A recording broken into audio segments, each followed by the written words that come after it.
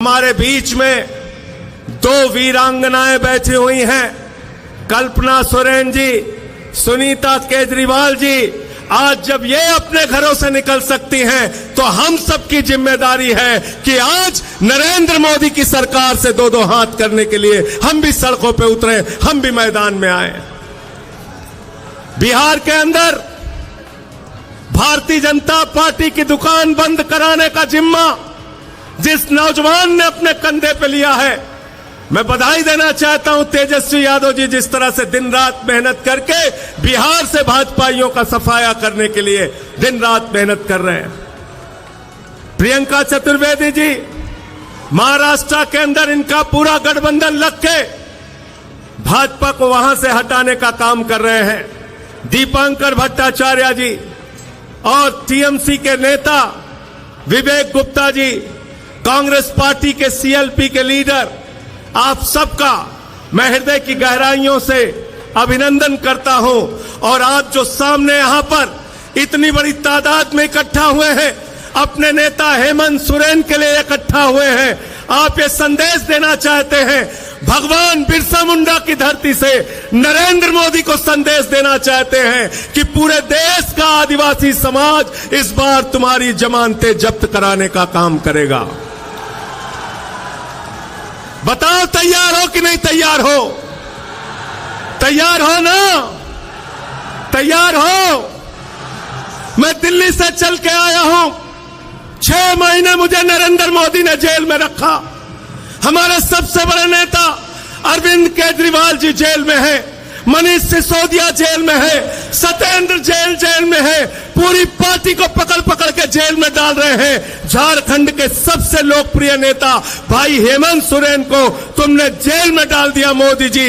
केजरीवाल का संदेशा है, पूरी दिल्ली, पूरा देश झारखंड के साथ है, आपकी लड़ाई में आपके साथ खड़ा है, डरने की जरूरत नहीं है।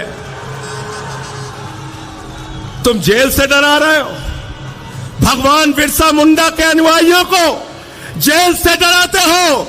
अरे हमारा इतिहास पढ़ लेना, झारखंड का इतिहास पढ़ लेना नरेंद्र मोदी जी। अंग्रेजों को जंगल में रह के भगाने का काम बिरसा मुंडा के नेतृत्व में आदिवासी समाज के लोगों ने किया है। जंगल में रह के शिबू सोरेन जी के नेतृत्व में झारखंड को बनाने का काम झारखंड के लोगों ने किया है। जंगल में रहकर अपने अधिकारों की लड़ाई लड़ने वाले लोगों को जेल से डराने की कोशिश मत करना। तुम्हारी जमानतें पूरे देश में जब्त कराने के लिए देश के आदिवासी, दलित, पिछड़े समाज के लोग एकत्रित हैं। बिल्कुल ठीक कहा दीपांकर भाई ने, पूरे हिंदुस्तान में बाबा साहब डॉक्टर भीमराव अंबेडकर जी का संविधान चलता है। हम सब लोग बाबा साहब डॉक्टर भीमराव अंबेडकर के संविधान को मानते हैं। भारत तो बाबा साहब के संविधान को मानता है, लेकिन भाजपाई नागपुर के संविधान को मानते हैं, नागपुर के संविधान को। और नागपुर का संविधान क्या कहता है? नागपुर का संविधान कहता है, दलितों का आरक्षण खत्म करो, आदिवासियों का आरक्षण खत्म करो, पिछड़ों का आरक्षण खत्म करो, चुनाव खत्म करो, नरेंद्र मोदी की तानाशाही इस देश में लाओ। मैं आपसे कहना चाहता हूं, ये अंतिम चुनाव है मेरे भाइयों। इस बार चुनाव में इनकी जमानतें जब्त कराकर इनको हराने का काम करना और कहना हम देश का संविधान बदलने नहीं देंगे। बताओ, इस लड़ाई में आप लोग तैयार हो? हाथ उठा के संविधान बचाने के लिए तैयार हो? लोकतंत्र को बचाने के लिए तैयार हो? अरे ये वोट की ताकत जो आपसे छीनी जा रही है, उस ताकत को बचाने के लिए तैयार हो ना? आरक्षण को जो खत्म करने की भाजपा ने कोशिश की है, उसको बचाने के लिए तैयार हो कि नहीं हो? क्या कहते हैं भाजपाई? अयोध्या से इनका कैंडिडेट है लल्लू सिंह, वो कहता है 400 सीट दे दो, संविधान बदलना है। ज्योति मिर्धा बीजेपी की प्रत्याशी कहती है 400 सीट दे दो, संविधान बदलना है। अनंत हेगड़े भारतीय जनता पार्टी की सरकार का पूर्व केंद्रीय मंत्री कहता है 4 सीट दे दो, संविधान बदलना है। अभी अरुण गोविल ने मेरठ में कहा 400 सीट दे दो, संविधान बदलना है। याद रखना, ये संविधान बदलेंगे तो आरक्षण खत्म करेंगे, ये संविधान बदलेंगे तो चुनाव में जो वोट देने की आपकी ताकत है उसको खत्म करेंगे। बिहार में लड़ रहे थे तेजस्वी यादव जी, 2015 के चुनाव का रिकॉर्ड उठा के देख लेना। मोहन भागवत ने कहा था आरक्षण खत्म होना चाहिए, आरएसएस के नेता ने कहा, मोहन वैद्य ने कहा आरक्षण खत्म होना चाहिए। मैं कहना चाहता हूं, जब तक हम लोग इस धरती पर जिंदा हैं, आरक्षण का अधिकार, संविधान का अधिकार हम खत्म होने नहीं देंगे। तैयार होना। भाजपा ये भ्रष्टाचार के खिलाफ बोलते हैं, नरेंद्र मोदी जी भ्रष्टाचार के खिलाफ बोलते हैं। हेमंत सोरेन जी को झूठे आरोप में जेल में डाल दिया, अरविंद केजरीवाल को झूठे आरोप में जेल में डाल दिया। भ्रष्टाचार के खिलाफ नरेंद्र मोदी जी बोलते हैं, भ्रष्टाचार के खिलाफ भाजपा ही बोलते हैं, तो लगता है ओसामा बिन लादेन और डाकू गब्बर सिंह अहिंसा पे उपदेश दे रहा है। ओसामा बिन लादेन और डाकू गब्बर सिंह अहिंसा पे उपदेश दे रहा है। 2014 के बाद इस देश के अंदर एक मोदी वॉशिंग पाउडर निकला है, मोदी वॉशिंग पाउडर। वो चुटकियों में सारे दाग धुल देता है, चुटकियों में सारे दाग धुल देता है। उस मोदी वॉशिंग पाउडर ने कहा, अजीत पवार के ऊपर 70,000 करोड़ का घोटाला लगाया, आरोप लगाया, खुद प्रधानमंत्री ने लगाया, बीजेपी के साथ शामिल कर लिया। छगन भुजबल पर भ्रष्टाचार का आरोप लगाया, बीजेपी के साथ शामिल कर लिया। हसन मुशर्रफ पर भ्रष्टाचार का आरोप लगाया, बीजेपी के साथ शामिल कर लिया। अशोक चौहान पर भ्रष्टाचार का आरोप लगाया, बीजेपी के साथ शामिल कर लिया। नारायण राणा पर भ्रष्टाचार का आरोप लगाया, बीजेपी के साथ शामिल कर लिया। मुकुल राय शुभेंदु अधिकारी पर भ्रष्टाचार का आरोप लगाया, बीजेपी के साथ शामिल कर लिया। हेमंत विश्व शर्मा पर भ्रष्टाचार का आरोप लगाया, बीजेपी के साथ शामिल कर लिया। बीजेपी का नारा है, जो जितना बड़ा भ्रष्टाचारी वो उतना बड़ा पदाधिकारी। गलत तो नहीं कह रहा हूं, गलत तो नहीं कह रहा हूं। जितने भ्रष्टाचारी हैं कहां हैं आज? मोदी जी कहते हैं भ्रष्टाचारियों को नहीं छोड़ूंगा, ये मोदी की गारंटी है। मैंने कहा मोदी जी बिल्कुल आप ठीक कहते हैं, आप एक भी भ्रष्टाचारी को नहीं छोड़ेंगे, ये मोदी की गारंटी है। भ्रष्टाचारियों को नहीं छोड़ूंगा, इस बात की गारंटी है। पूरब से लेकर पश्चिम तक, उत्तर से लेकर दक्षिण तक सारे भ्रष्टाचारियों को बीजेपी में शामिल करूंगा, इस बात की गारंटी है। गलत तो नहीं कह रहा हूं। सारे बेईमान कहां हैं आज? सारे बेईमान किस पार्टी में? जोर से बोलिए, जोर से बोलिए। बीजेपी में, बीजेपी में। और भ्रष्टाचार के खिलाफ प्रधानमंत्री बोलते हैं, भ्रष्टाचार के खिलाफ आवाज उठाते हैं। अभी हमारे भाई सीएलपी के लीडर कह रहे थे बुजुर्गों के लिए पेंशन की योजना आप लेके आए, स्कूल बनाया, अस्पताल बनाया। केजरीवाल जी प्रचार करते हैं, कहते हैं स्कूल बनाएंगे, अस्पताल बनाएंगे। हेमंत सोरेन जी प्रचार करते हैं, कहते हैं स्कूल बनाएंगे, अस्पताल बनाएंगे, बुजुर्गों को पेंशन देंगे, आदिवासी समाज के लिए काम करेंगे, दलितों के लिए, पिछड़ों के लिए काम करेंगे। भगवंत मान जी, अखिलेश यादव जी अपनी रैलियों में जाते हैं, तेजस्वी यादव अपनी रैलियों में जाते हैं, कहते हैं स्कूल बनाएंगे, अस्पताल बनाएंगे, पेंशन देंगे, बेरोजगारी भत्ता देंगे। नरेंद्र मोदी जी चुनाव प्रचार में जाते हैं, कहते हैं भाइयों और बहनों, गांव गांव में कब्रिस्तान है तो शमशान होना चाहिए कि नहीं होना चाहिए? क्या कहते हैं? क्या कहते हैं? भाजपाई शमशान बना सकते हैं, आपके बच्चों के लिए स्कूल और अस्पताल नहीं बना सकते। याद रखना, याद रखना।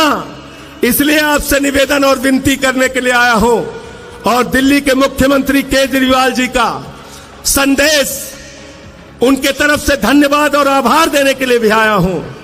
जब कोरोना के समय में दिल्ली के अंदर लोगों की जान जा रही थी, प्रधानमंत्री से हमने कहा ऑक्सीजन दे दो, प्रधानमंत्री जी ने कहा ताली बजाओ कोरोना ठीक हो जाएगा, थाली बजाओ कोरोना ठीक हो जाएगा। दिया जलाओ कोरोना ठीक हो जाएगा।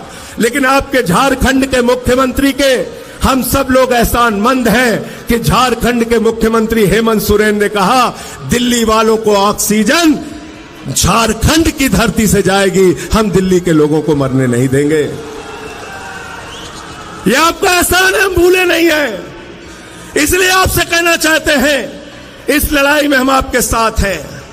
हमारी 2 वीरांगनाएं यहां पर बैठी हैं। अरे जब घरों से हमारी माताएं बहनें लड़ने के लिए निकल पड़ी तो आप बताइए हम क्यों पीछे रहेंगे? पीछे रहेंगे क्या? हम लोग पीछे रहेंगे क्या?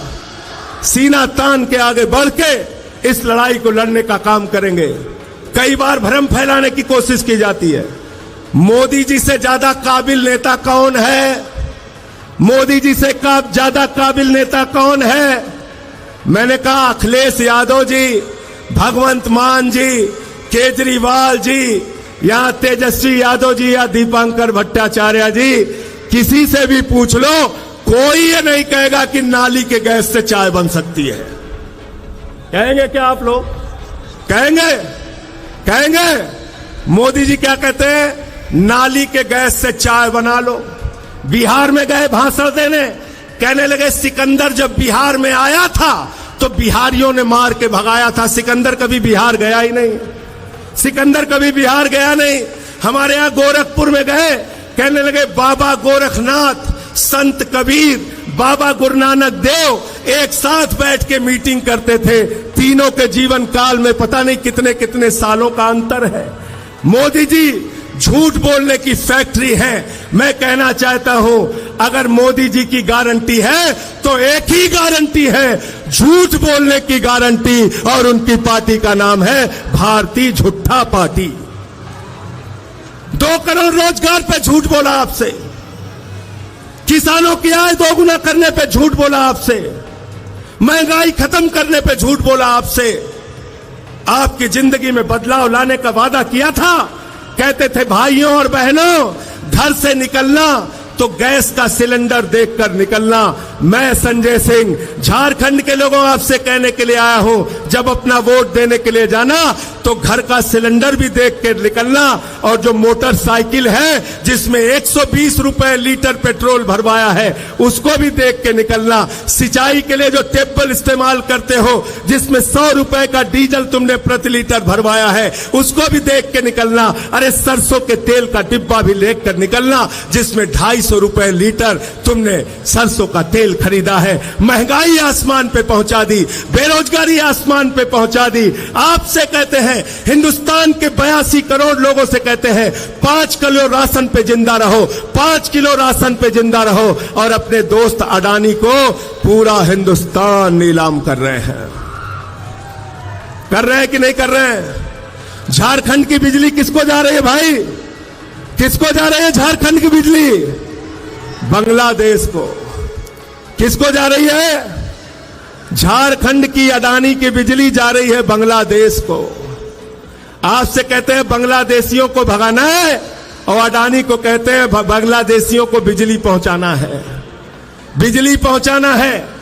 2.5 लाख करोड़ का कर्जा अडानी को, सेल अडानी को, रेल अडानी को, बिजली अडानी को, पानी अडानी को, कोयला अडानी को, गैस अडानी को, पोर्ट अडानी को, एयरपोर्ट अडानी को, पूरा हिंदुस्तान अडानी को, और नौजवान के हाथ में 4 साल की नौकरी, अग्निवीर योजना की नौकरी। हिंदुस्तान के अंदर आप देश की जनता को बेवकूफ बनाना चाहते हैं। नरेंद्र मोदी जी, यहां पर बैठे हुए लोग, इंडिया गठबंधन के लोग इंडिया के लिए काम करेंगे, और नरेंद्र मोदी और उनकी पार्टी अडानी के लिए काम करेगी। याद रखना, अडानी के लिए काम करेगी। और इसलिए आपसे हाथ जोड़कर विनती करने के लिए आया हूं, निवेदन करने के लिए आया हूं। वोट देने के लिए जाना तो हेमंत सोरेन जी का चेहरा याद करके जाना। जिस तरह से उनके ऊपर अत्याचार किया गया, कल्पना सोरेन जी यहां पर बैठी हैं, सुनीता केजरीवाल जी बैठी हैं, जिस तरह से केजरीवाल जी के ऊपर अत्याचार किया गया, आज उनको जेल में रखा गया है। उनको इंसुलिन की दवा नहीं दी जा रही है। जो आदमी दिल्ली के लोगों के लिए दवा का इंतजाम करता है, आज उसको दवा नहीं दी जा रही है, इंसुलिन नहीं दी जा रही है। इस कदर अत्याचार, इस कदर जुल्म इस तरह से तानाशाही और देश में कहते हो 400 पार 400 पार, अंतिम में 400 पार की हकीकत बता के अपनी बात को खत्म करूंगा। पिछले 10 साल में ऐसे झूठे नारे देके आपको गुमराह करने का काम बीजेपी वालों ने किया। बंगाल में गए, बोले 200 पार 200 पार 200 पार, आई वहां पे 77 सीट। दिल्ली में गए, कहने लगे 45 पार 45 पार 45 पार, आई वहां पर 8 सीट। झारखंड में आए, बोले 65 पार 65 पार 65 पार, यहां पे इनकी 20-23 सीट आई।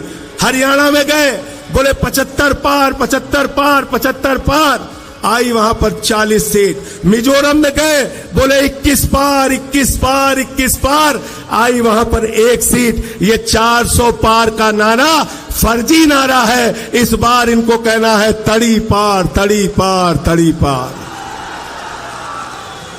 400 पार को क्या कहना है आपको? क्या कहना है? क्या कहना है? क्या कहना है? तड़ी पार। इनको तड़ी पार कर देना आपकी। आप सबको सर झुका के नमन करता हूं। इतने उत्साह के साथ अपने नेता के लिए आप यहां इकट्ठा हुए हैं। बड़े अफसोस की बात है, ये 2 कुर्सियां यहां पे खाली हैं, लेकिन 4 जून के बाद ये 2 कुर्सियां भरी हुई आपको मिलेंगी। दोनों नेता हेमंत सोरेन जी, अरविंद केजरीवाल जी बाहर होंगे और देश के अंदर 4 जून को बदलाव होगा।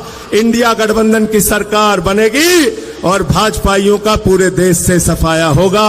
ये संदेश पूरे देश में बताइए, पूरे देश में पहुंचाइए। अखिलेश यादव जी ने उत्तर प्रदेश में पीडीए का नारा दिया है।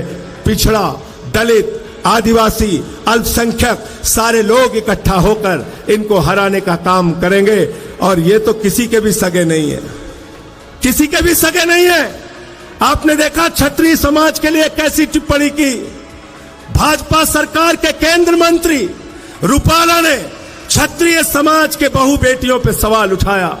मैं कहना चाहता हूं राजपूत समाज के लोगों, अगर जरा सा भी स्वाभिमान तुम्हारे अंदर है तो भाजपा को इस बार अपने वोट की ताकत से सबक सिखाने का काम करो और इनके खिलाफ वोट दो। इनका झंडा उठाना बंद करो। इनको कंधे पर बैठा के तुमने कहां से कहां पहुंचा दिया और आज ये तुम्हारी बहु बेटियों पे सवाल उठा रहे हैं। इसलिए मैं फिर से एक बार आपको नमन करते हुए, प्रणाम करते हुए आज की कामयाब रैली के लिए झारखंड मुक्ति मोर्चा के सभी नेताओं को बधाई देते हुए, इंडिया गठबंधन के सभी नेताओं और कार्यकर्ताओं को बधाई देते हुए, जोहार झारखंड, जय हिंद।